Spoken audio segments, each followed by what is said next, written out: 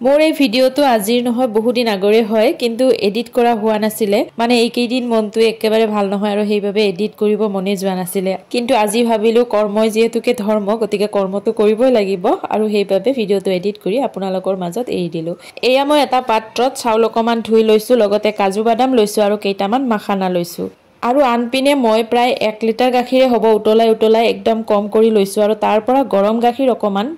মাখানা কেইটাৰ ওপৰত দি অকমান সময়ৰ কাৰণে ভিজাই থলো আৰু 5 মিনিট মান পিছত মই গোটেইখিনি মিক্সি জাৰ এটাত দি ভালদৰে এটা পেষ্ট বনাই লম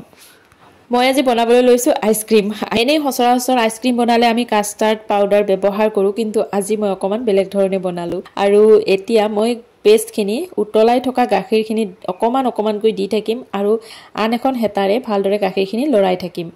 এই ভিডিওটো মই বহুত দিন আগতেই বনাইছো আপোনালোকে গমেই পায় মই এটা শৰ্টস দিছিলো মাজতে কিন্তু মই ভিডিওটো এডিট কৰিব একেবাৰে মন যোৱা নাছিলে কাৰণ জানেইটো দেখখন আমাৰ কেনেকুৱা এটা পৰিস্থিতিৰ সন্মুখীন হ'ব লগা হৈছে আৰু আমি বৰেটো ঘৰত বহি ভালদৰে আছো যেনিবা কিন্তু যিসকল হেনা জোৱান আমাৰ তেওঁলোকেতো একদম হিমাত গৈ যুদ্ধ কৰি আছে তেওঁলোকৰ ঘৰৰ পৰিয়ালৰ অৱস্থা কি হ'ব ভাবিলেই মনটো মোৰ খুব বেছি বেয়া লাগে আসলতে যি নহওক আন্ধাৰ যিমানেই বেছি গভীৰ হ'ব প্ৰভাতো হেনো সিমানেই বেছি উজ্জ্বল হ'ব এইখিনি সময়ত জ্যোতিপ্ৰসাদ আগৰৱালাদেৱে কোৱা এই খাৰী কথাই মনলৈ আহে আৰু এনেদৰে মনটো খান্তনা দিব লাগিব নহয়নে বাৰু আৰু এইপিনে মই গাখীৰখিনিত পেষ্টখিনি দিয়াৰ পিছত ভালদৰে লৰাই থাকিম একদম কম নোহোৱালৈকে মই লৰায়ে থাকিম আৰু যেহেতুকে আইসক্ৰীম বনাম মিঠা হ'ব লাগিব মই যেহেতুকে চেনি নিদিও সেই কাৰণে মই গুৰ লৈছো ইচ্ছা কৰিলে ইয়াত চেনিও দিব পাৰি এতিয়া মই গাখীৰ আৰু পেষ্টখিনি লৰাই একদম গোটা কৰি লৈছো আৰু এই পেষ্টখিনি একদম ঠাণ্ডা হোৱাৰ পিছতহে মই গুৰখিনি দিছো কাৰণ গৰম গাখীৰত যদি গুৰ দিও তেতিয়ালে গাখীৰখিনি ফাটি যোৱাৰ ভয় থাকে আৰু লগতে মই ইলাচি দুটাও দি দিলো যাতে গন্ধটো ভাল ওলাই সেইভাবে আৰু মই আইসক্ৰীমখিনি খোৱাৰ পিছত অনুভৱ কৰিছো যে ইলাচি দুটা আসলতে গাখীৰখিনি উতলাই থাকতে দিব লাগিছিল তেতিয়া গন্ধটো আৰু বেছি ভাল হলতে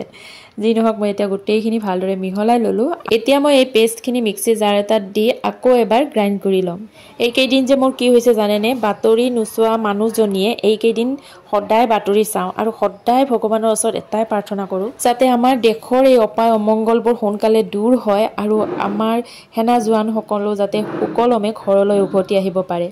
আৰু এতিয়া মোৰ আইসক্ৰীম বনাবৰ কাৰণে বেটাৰখিনি একদম ৰেডি হৈ গৈছে এতিয়া কাগজৰ কাপ কেইটাত মই বেটাৰখিনি দি দিলো আৰু যেহেতুকে মই আইসক্ৰীম বনাম সেইভাবে মই এটা ৰাতিৰ কাৰণে ফ্ৰিজৰ ভিতৰত সোমাই থৈ দিছিলো আৰু ইচ্ছা কৰিলে কাগজৰ কাপ নিদি আপোনালোকে ষ্টিলৰ গ্লাছতো দিব পাৰে আৰু মাজেৰে যদি এটা ষ্টিক দি দিয়ে তেতিয়াহলে বজাৰৰ সেই আইসক্ৰীমবোৰৰ দৰে হ'ব একদম পাৰফেক্ট আৰু এয়া মোৰ পিছদিনাখন ৰাতিপুৱা আইসক্ৰীম একদম খোৱাৰ কাৰণে উপযোগী হৈ পৰিল